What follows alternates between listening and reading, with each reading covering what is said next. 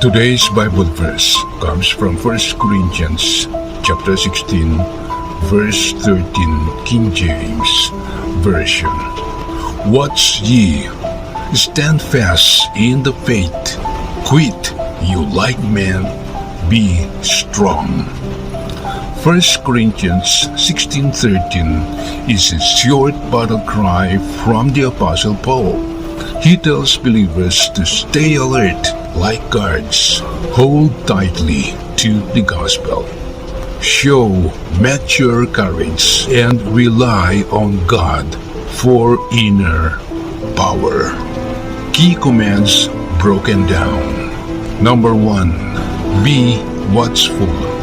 Stay spiritually awake and alert to temptation or danger. Number 2. Stand firm in the faith. Hold your ground. Do not let false ideas or hard times shake your trust in God. Number 3. Act like men. Be courageous. Show brave, mature character instead of running away from fear. And number 4. Be strong. Rely on God's strength to handle daily struggles.